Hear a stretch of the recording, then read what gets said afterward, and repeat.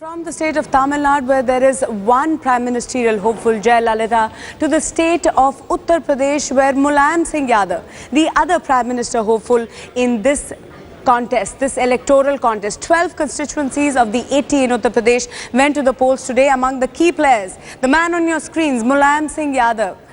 Also, Hema Malini fighting against the RLD, and of course Amar Singh for the first time fighting on an RLD ticket as well. Let's listen in to some of them as they exuded, as is seen on poll day, the kind of optimism that most political parties and politicians have. हमारे लिए कोई चुनौती नहीं, औरों के लिए चुनौती है समाजवादी पार्टी। 12 सीट पे मतदान हो रहा है कि मोदी की लहर है, मोदी की लहर है, मोदी की लहर है नेताजी। मोदी गुजरात में है, कहीं नहीं। पहला चरण, दूसरा और तीसरा चरण अभी तक कोई लहर दिखाई नहीं दी। जैसे लहर नहीं दिखाई दी, वैसे ही गुजरात का मॉडल नहीं दिखाई दिया। ये वो इलाका है जहां समाजवादी पार्टी के पक्ष में हमेशा जनता रही है। यहाँ के किसान, यहाँ के गरीब और यहाँ के तमाम लोग सब जात धर्म का भेदभाव छोड़ करके नेताजी का सहयोग और समाजवादी पार्टी के समर्थन में हमेशा रहे हैं। कि उनका उत्साह देख के मुझे अच्छा लग रहा है कि मुझे ऐसा लगता है पूरे मथुरा के लोग वोट देने के लिए आए। पहली तो ये जरूरी है, लोगों को आना चाहिए क्योंकि लोग चाहते हैं बदलाव एंड दैट जो change which I am going to bring it. हर लोकसभा एक इलेक्शन, हर चुनाव एक पर्व होता है, लोकतंत्र का पर्व होता है।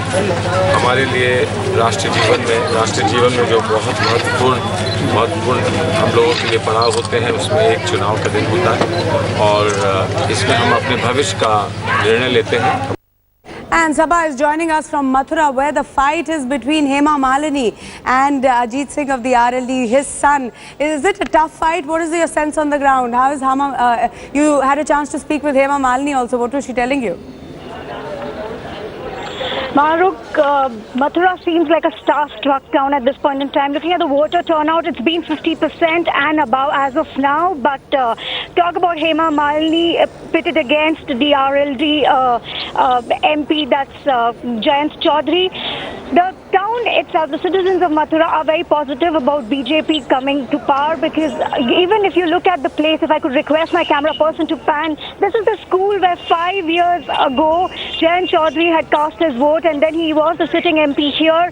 You look around, if you take a look around, there's contaminated water, there's like drainage all over, and it's a school. He was back here today to cast his vote yet again, and he's definitely sounding very positive when it comes to garnering a lot of votes when it comes in his favor. But if you take a look around, he's come back to the same school, which is not even developed one bit at this point in time.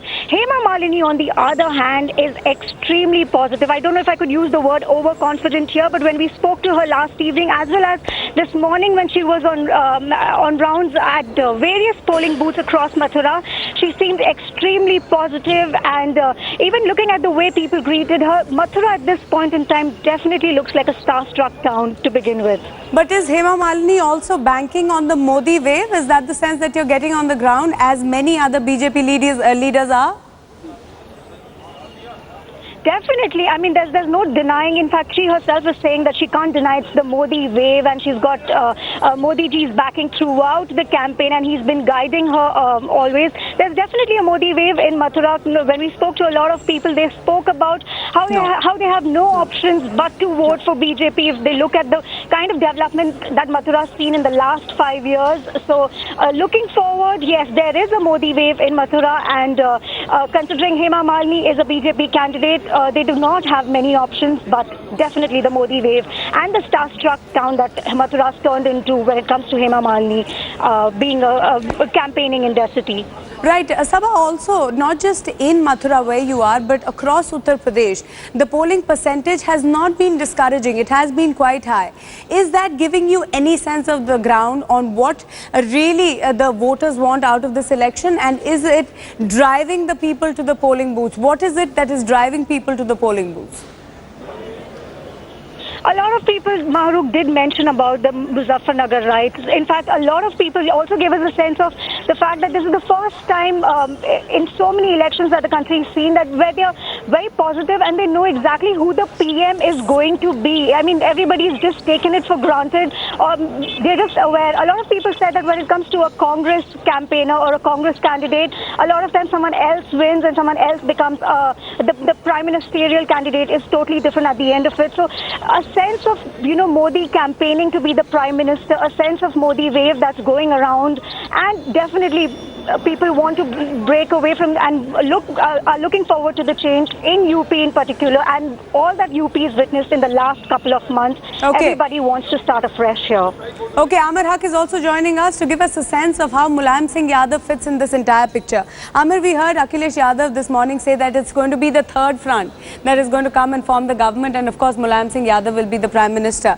I must say that the Samajwadi Party has great expectations out of this election, but on the ground, the anti-incumbency that the Samajwadi Party is facing in the state, do you see that also having an impact on the Lok Sabha?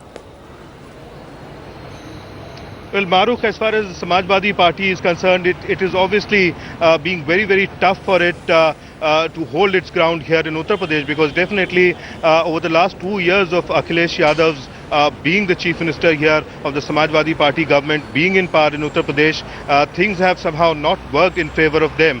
But somehow over the last 6 months or so, Mulayam Singh Yadav has really worked hard. He's worked on the party cadre, he's worked on the leaders of the party and cabinet ministers here in Uttar Pradesh, and seen to some extent that they deliver to the people what promises that they'd made in the 2012 assembly elections. So that perhaps, does give them a little edge over the other parties, because the last time around in 2009 it was almost an equal fight between the Samajwadi Party, the BSP and the Congress. In fact, it was the BJP which was lagging far behind with just 10 seats. So definitely it'll be interesting to see this time around how the Samajwadi Party fares, and whether all that hard work that Mulayam Singh Yadav has actually put in actually works to his favor.